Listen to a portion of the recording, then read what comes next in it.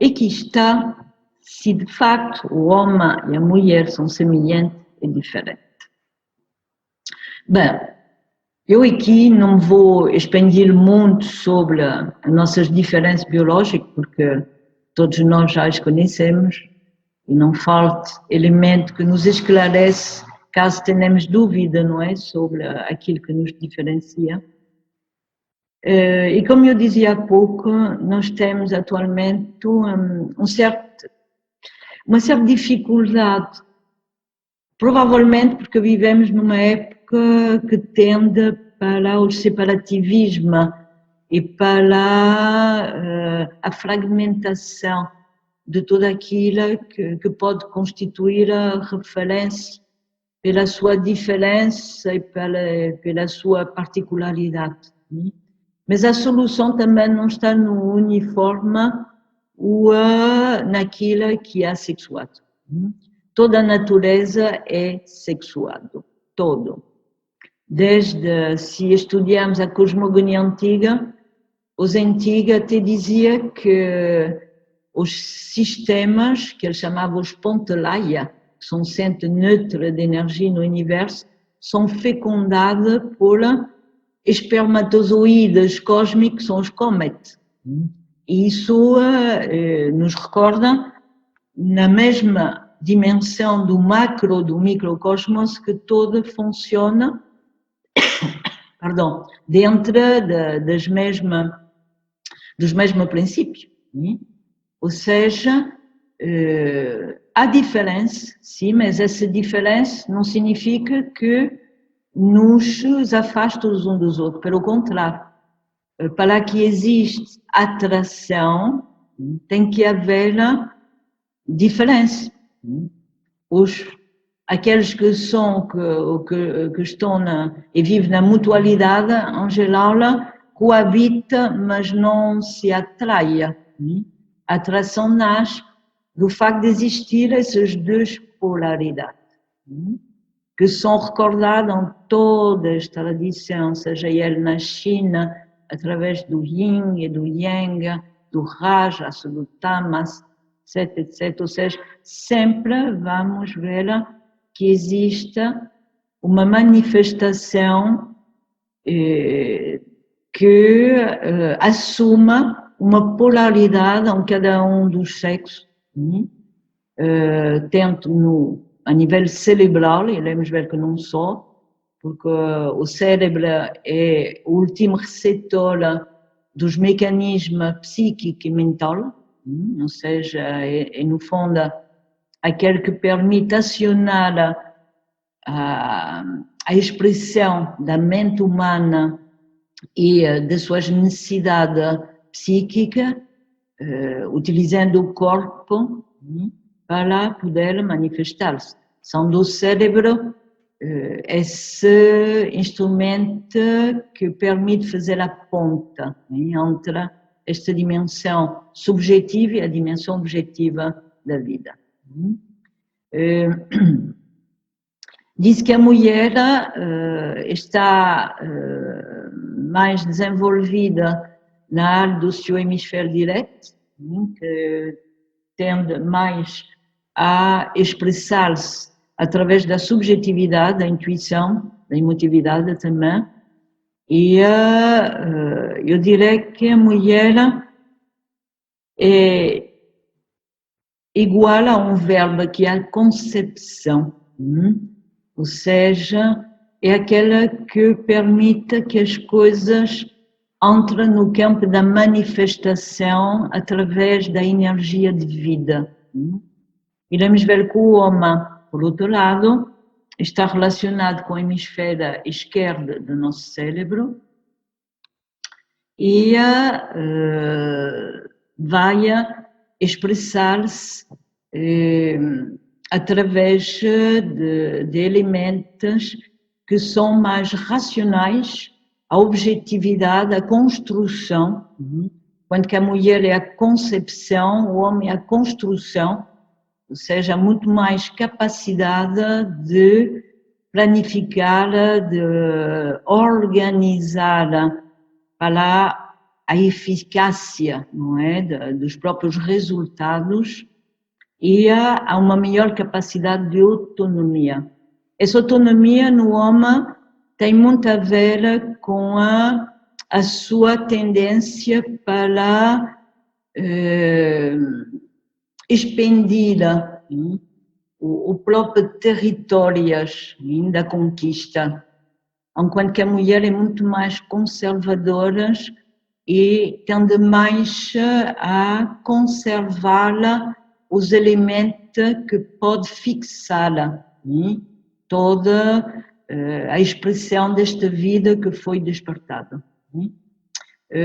Talvez seja por isso, eu quero também mudar, evidentemente, e eu não posso deixar de dizer que nós estamos a viver uma época de grande mudança, onde toda a diferença de género é uma coisa que está a desaparecer, e é bom, em parte, mas isso também está a criar aquilo que eu falava há pouco, o que seja uma espécie de anulação dessas tais características próprias de cada polaridade que para gerar a vida tem que ter mutualidade e a capacidade de complementariedade. Eu posso vos dizer uma coisa que a mim, enfim, me chocou um bocadito, quando estava a organizar essa projeção. Não tive grande dificuldade a encontrar elementos, imagens, sobretudo imagens, relacionadas com aquilo que antigamente chamava-se o eterno feminino. E quando eu tentei em relação ao eterno masculino, não me aparecia nada. Ou seja, aquilo que me aparecia, e vocês vão se rir, e a prova é que aqui, felizmente, não é, temos, e muito agradecido pela sua preferência, não é, um homem aqui presente, porque normalmente, mesmo nessa área, são as mulheres que se interessam.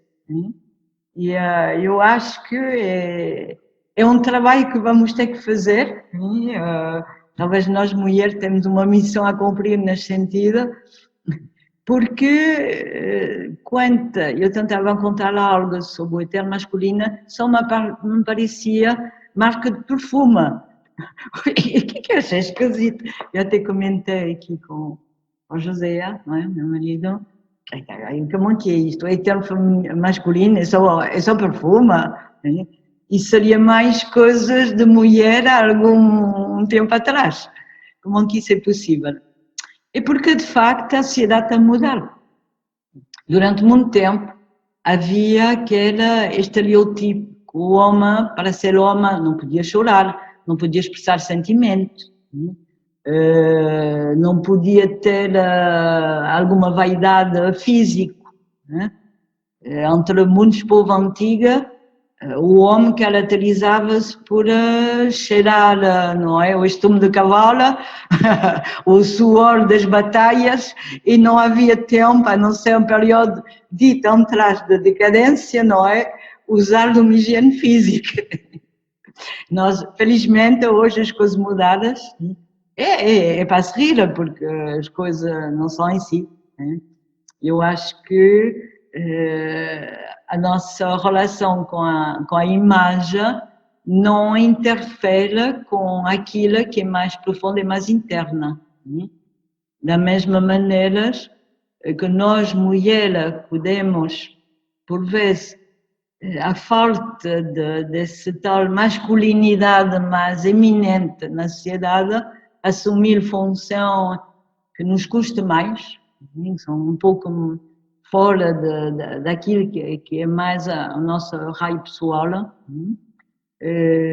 mas vamos ouvir muitas queixas relacionadas com isso. E só para você rir, porque de facto aqui dá vontade de rir. Eu lembro, uns anos atrás, nós tínhamos, referente a este tema da masculinidade, haver pouca abordagem desse desenvolvimento, não é? Daquilo que seria mais masculina. Nós tínhamos lançado uma atividade, um curso, um mini curso sobre o despertar da masculinidade e dos valores masculinos. e o que nos aparecia, eles são mulheres a inscrever, ou a ver se podiam inscrever os seus companheiros. É cômica, né? Porque, enfim, bem, mas não me quero alargar muito sobre isso, porque eu acho que é próprio do homem ter uma melhor contenção na expressão das suas necessidades mais íntimas. Bem que a mulher é mais profunda, mas a mulher partilha muito do seu espaço íntimo, com a família, com os filhos, com os amigos. O homem é um companheirismo de ação, não é tente de abertura da alma, se assim podemos dizer. São formas diferentes. E há que respeitá-la porque faz parte, evidentemente. Eu dizia aqui que a mulher também é mais condicionada pela atmosfera emocional e ela, devido ao seu ciclo, que também é um ciclo biológico muito associado ao seu período de fecundidade mensual, tenha oscilação psíquica de um modo que nem sempre é bem compreendida, nem por ele própria, nem por, às vezes, o companheiro que partilha a vida. No entanto, associar isso ao ciclo da lua. E há muitas tradição antiga, a mulher associada à lua e o homem ao sol. O contrário daquilo que costuma-se mostrar, os homens são de Marte e as mulheres são de Vênus. Seja com os famosos pequenos símbolos, não é, planetária de Marte e de Vênus. Contribui também, mas a relação mais direta, e eu penso que é mais correta, é realmente do Sol e da Lua. Ou seja, enquanto que o Sol é emissora, é aquela que imita esse luz, não é? Impulsiona a vida para a expansão.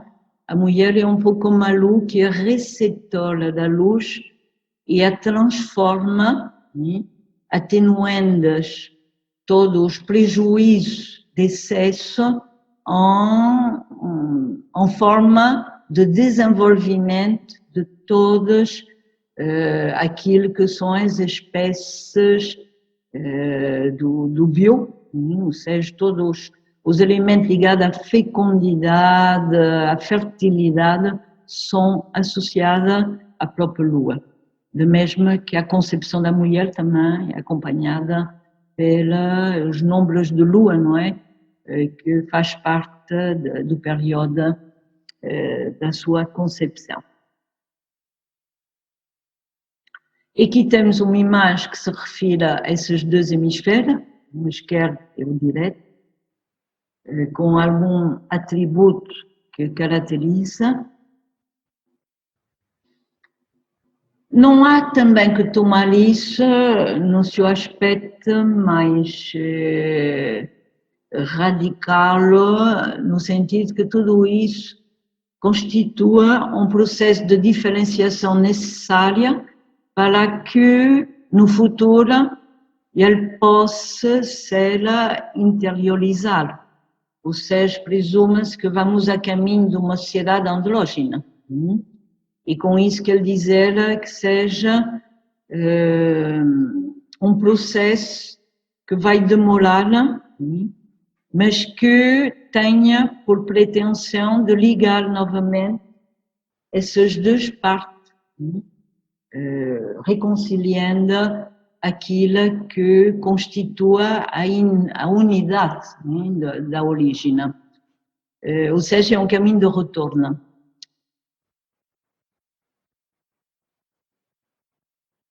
Aqui pus alguma nota de um artigo que eu escrevia sobre a mulher.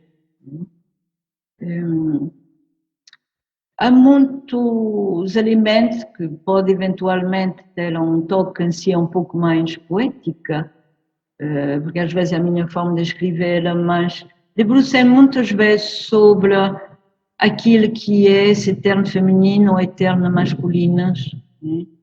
E alguma frase que para mim faz todo o sentido, essa associação da mulher aos vínculos, né? Porque cabe a ela, a maior parte das vezes, consolidar esses vínculos através da sua presença contínua. Né? Ou seja, a mulher, num dia, né, realiza muita tarefa contínua, não tem praticamente intervalo, né? Superpõe. Raramente uma mulher vai trabalhar sem se lembrar daquilo que terá que fazer os jantares, preocupação com a escola, com os filhos, com o esposo. O homem nisso é muito mais livre dessa subcarga, não é? De tarefa, de ansiedade, de preocupação. A mulher ganha muito mais ansiedade, porque é realmente aquele que leva essas pequenas cargas, mas que acaba, no fim do dia, constituir também uma desvitalização, já que é um dos pontos muito fortes na mulher, é a parte vital, curiosamente, é o seu corpo vital, energético. Porquê? Porque tem uma energia distribuída por fase, né? E ela expende de manhã até à noite de forma a cumprir todas as tarefas. O homem trabalha mais por impulso, liberta muito mais cargas, é capaz, não é, de melhor esforço. Por isso diz que o homem é positivo na parte mais física, quer dizer, é muito mais, tem mais potência que a mulher. A mulher, na sua própria constituição física, o seu organismo não é tão resistente ao esforço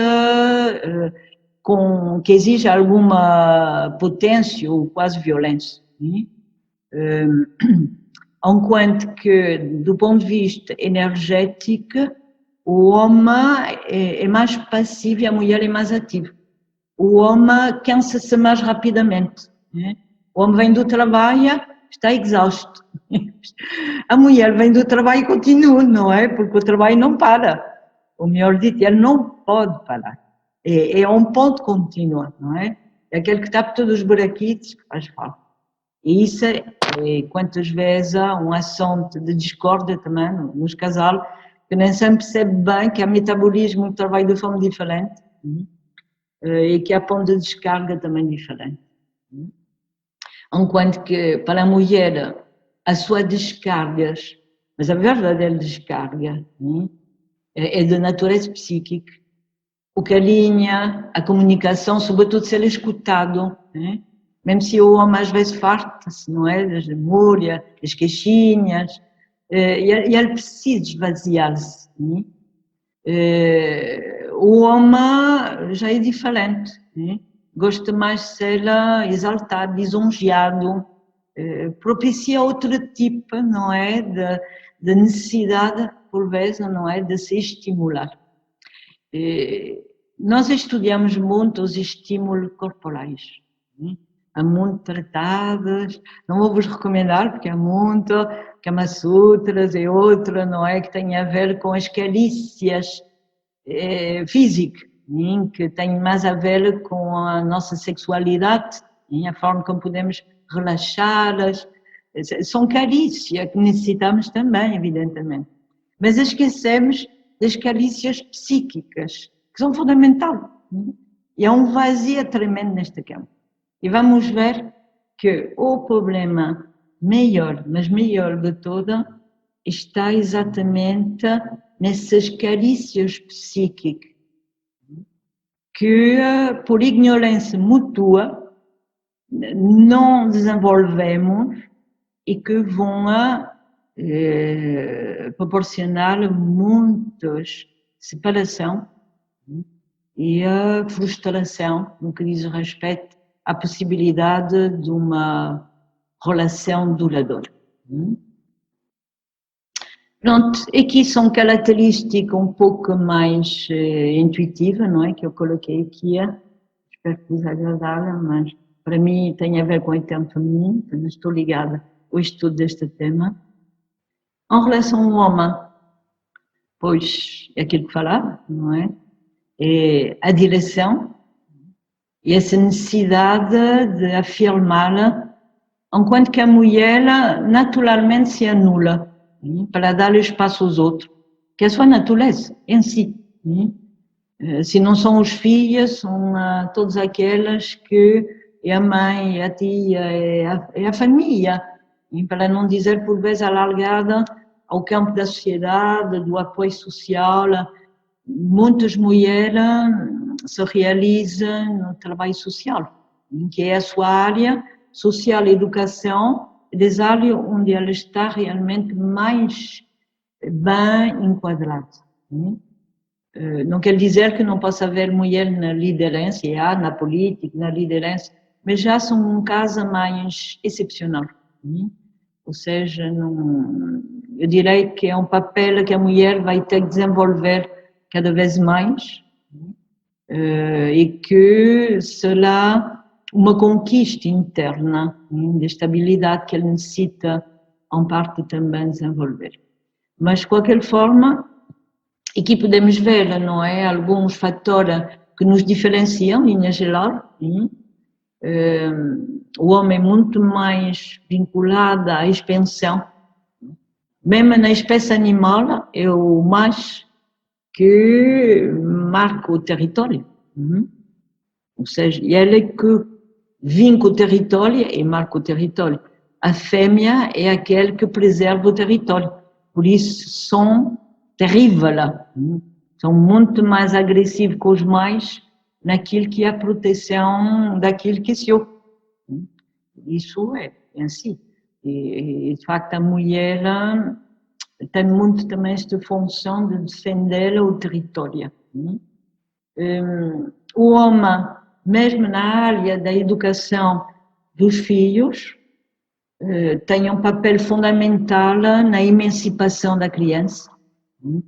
E ele é um geral que leva a criança a sair da matriz, onde a mãe gosta, não é, de manter as suas crias sob a proteção. Nós sabemos que essa proteção não resulta. Também a falta da mesma também não resulta. Em tudo tem que haver um justo meio. A função de um casal, se não existir um casal, terá qualquer indivíduo assumir as duas polaridades, ou seja, polaridade pai e mãe, que são dois arquétipos. Para Jung são os grandes arquétipos, e não só. Para Jung, para Freud, reproduz praticamente em todos os aspectos, ou seja, expansão e contração. A mãe é contração, o pai é expansão. É o céu que nos expande para fora e a terra que nos aconchega para dentro. Quando me refiro a arquétipo, é isso que eu quero dizer. E, por exemplo, eu recordo quando estivemos na Índia, o que no princípio chocou um pouco, mas depois uma pessoa familiariza e até acha a coisa mais normal deste mundo, é de encontrar um pouco por toda parte o símbolo do falo e da válvula feminina unida, o Linga Yoni, como ele chama, não é? O Linga Yoni é o símbolo dessas duas potências, pai e mãe, feminino e masculina, sempre interligados. Sempre. Em todos os lugares há o Linga Yoni. Nós não estamos, quer dizer, perdemos esse vínculo. Eu direi que viciamos aquilo que é natural. Viciamos um pouco. E o facto de ter viciado esse eros no seu simbolismo mais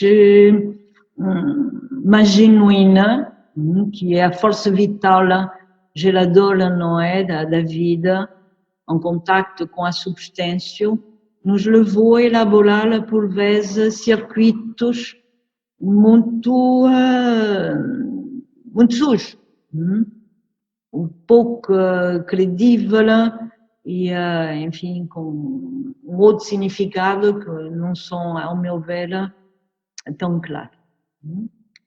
Mas isso é a Índia. Enquanto que na Índia podemos nos cruzar com, por exemplo, yogi totalmente nua e não nos chocar, imaginei aqui no Ocidente. Só em alguma manifestação, às vezes, não é? Alguma homens e mulheres se atrevem a se despir, mas em geral aquilo não é corrente. E mesmo o nudismo não é algo com o qual sempre vamos ver isso com algum puritanismo, esta é a palavra. Porquê? Porque há muitas influências religiosas, moralistas, do judaísmo cristão, não é? Que misturou-se muito com a nossa educação e acabamos por perder, por vezes, aquilo que é o sentido comum, já que o corpo não é uma maldição, e o corpo é a expressão daquilo que provavelmente é a mais bela expressão de Deus na Terra, é o nosso corpo e tudo aquilo que ele contém. Para mim é um santuário e deve ser reconhecido como tal. Lá que aqui temos, não é, esta relação. Jung aqui se refere também àquilo que eu falei um pouco. Vamos fazer uma breve análise entre aquilo que é a sua concepção muitíssimo interessante do anima e do animus, que estão relacionados com a contrapartida psíquica feminino-masculina que se encontra na alma humana e que vai muito mais além da simples complementariedade fisiológica. Ou seja, o anima é no fundo, é a identidade feminina que perdura na psique masculina, enquanto que o animus é essa tal imagem masculina que perdura na mente da mulher, no feminino. Para além de também dizer que o próprio corpo humano tenha de forma latente essas duas polaridades. Ou seja, tendo numa polaridade como outra existe o sexo invertido. Nós sabemos isso. Né? Ou seja, que significa que todos nós temos dentro de nós a resposta e a solução àquilo que nos faz falta. É só uma questão de procurar. Será que estamos a procurar bem? Não sei. Vamos a ver.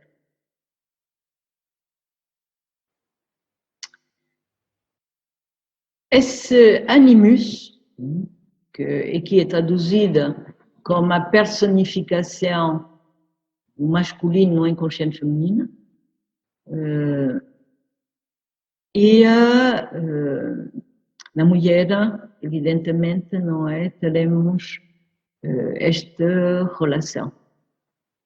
Há quem diga, o Freud fazia muita alusão a esse aspecto, Jung não vai contradizer, vai alargar simplesmente a perspectiva freudiana, não é só o complexo, não é, de Edipa, ou de outro tipo, não é, de complexo de natureza do libido, onde a imagem do pai e da mãe estão sempre omnipresentes neste vazia, tanto masculina ou feminina.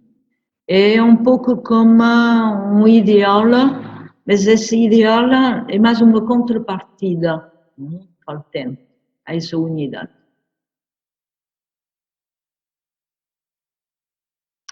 Em relação ao anima, eu fiz aqui uma associação com alguma deusa da mitologia grega, Nós temos aqui uma imagem de Afrodite nascida, não é, da concha das águas, que é também um dos símbolos do amor. Esse animal tem 4 estágios para Jung. Esses 4 estágios têm a ver com uma lei de correspondência, sobretudo de afinidade. Ou seja, para o homem, a mulher pode ser alvo de atração na medida onde ele vai corresponder ao seu grau de desenvolvimento interior. Em poucas palavras, diremos ao seu plano de consciência. Raramente vamos encontrar ser humano que consegue ter essa fusão dos 4, chamaremos 4 arquétipos. A palavra arquétipo significa tipos primordiais, ou modelos perfeitos. Não existe, é muito difícil. Não quer dizer que não teremos que trabalhar também esses 4 arquétipos. Para mim, faz todo o sentido. Mas, em geral, o que acontece é que esses 4 arquétipos estabelecem uma evolução por degraus. Vamos ter, por exemplo, o exemplo da mulher do primeiro modelo, mais associada ao Eros, propriamente dita, físico, ligada à parte mais físico, e que tenha essa relação mais com os atributos, não só de beleza, de maternidade, e daquilo que permite expressar esse símbolo de fecundidade e de fertilidade. Na pré-história, por exemplo, muitas das deusas da pré-história, ela é deusa associada à maternidade. Ela é constituída por imagens obesas, com corpo desformado, onde predominava as partes fecundas da mulher, os seios, as ancas, e por vezes a expressão direta daquilo que seria o seu órgão sexual. Ou seja, não havia muita dúvida acerca disso. Mas essa associação à deusa Deméter, que é a deusa mãe, a deusa da terra, e a Afrodite, no seu sentido pandemos, isso na filosofia antiga, sobretudo ligada a um grande filósofo neoplatônico, dividia Vênus ou Afrodite em 2 planos, Pandemos e Urânia. A Pandemos, como a palavra o diz, Afrodite, o amor, não é? Pan é natureza, e Demos é múltipla. Ou seja, representa a atração pelas belezas do mundo, aquele que o sujeito deseja, e são desejadas por o prazer que traga e estão relacionadas com a parte mais da nossa sensualidade, a parte mais sensoriais, mais física. Diz que o segundo estágio de evolução desse arquétipo no homem, do animal, terá a ver com esse deus Artemis, que ela é a Diana dos romanos, a deusa da caça e dos bosques. É associada à necessidade mais vital de libertar a energia, está muito ligada à aventura, à liberdade, aos desafios, até mesmo à competição. Vamos encontrar aqui muita imagem da mulher desportivas. No primeiro estado é a mulher mais sensual, ou a mulher que será boa mãe, não é? A mais confinada, lá está, acaso, a educação dos filhos. No segundo, não. É uma companheira, é aquela que gosta também de desafio e de caminhar ao lado, não é submisso. É uma mulher que afirma suas liberdades e um grau maior de emancipação, diremos. E associada a Artemis, que era a grande deusa da caça, que punha à prova todos aqueles que tentavam seduzi-las, curiosamente. Tinha que ser valente, um pouco como a imagem das Valkyrie, nesta tradição nórdica, que só escolhi como companheira aquelas que mostravam melhor glória na batalha, as Valkyries. Mesmo nesta tradição celta, o modelo é muito semelhante. No terceiro estágio, diz que ele encarna mais os valores de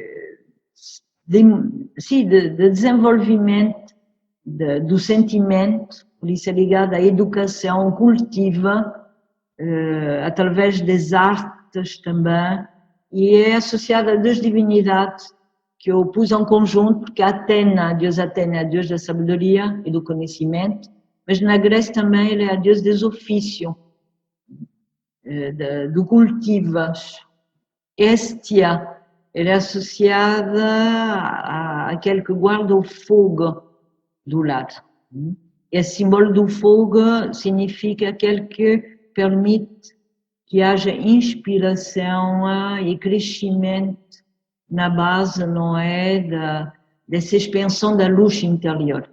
Esse terceiro estágio corresponde a esse tipo de ânima. Ou seja, o homem já não procurará uma mulher que esteja tanto ligada à emancipação e à sua liberdade, mas procurará uma companheira com a qual poderá partilhar esses elementos relacionados com o crescimento do homem interior. Ou seja, fator da educação e da vida intelectual, muito importante.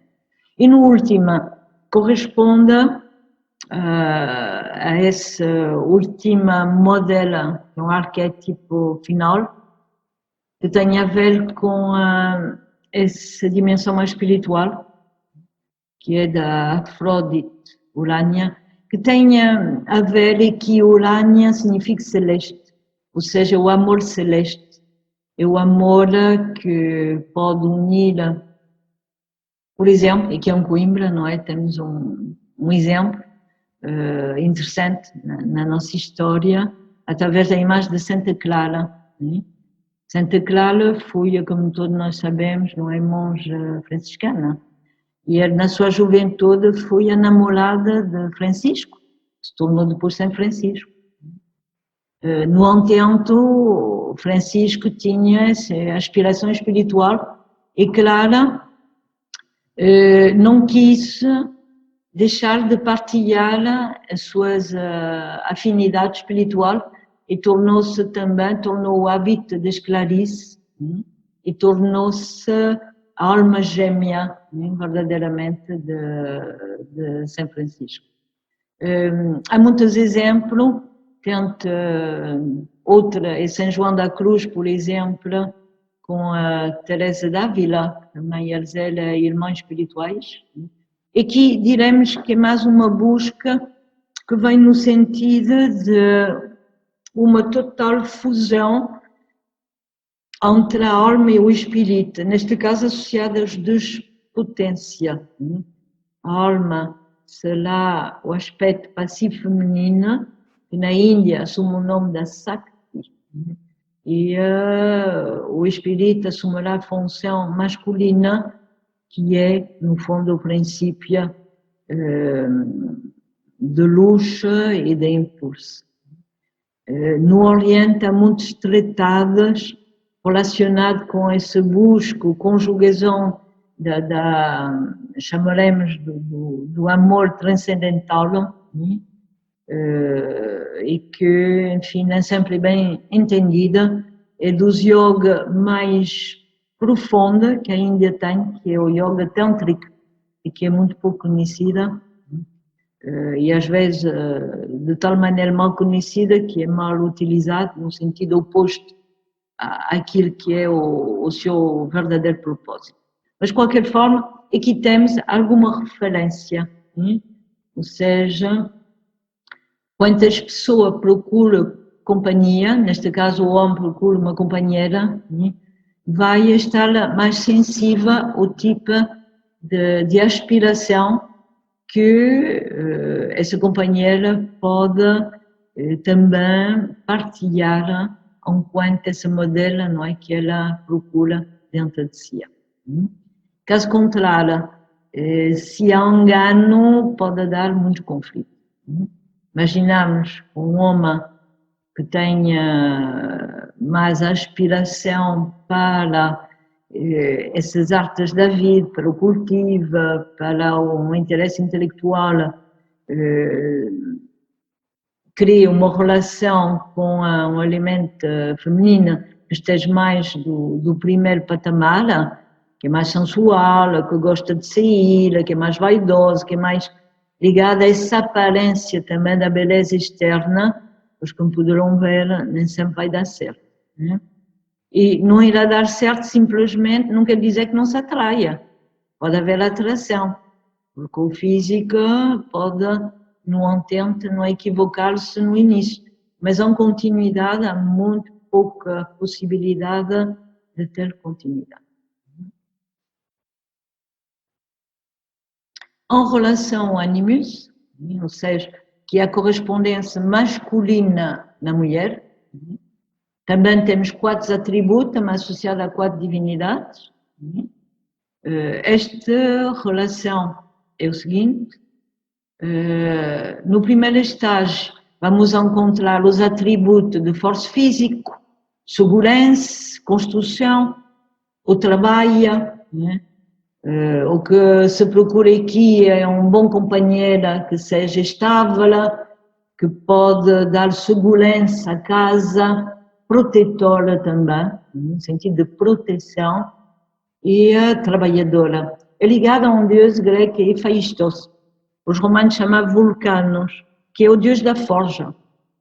É um pouco como São José na concepção de Jesus Cristo, né? A esposa da Virgem Maria.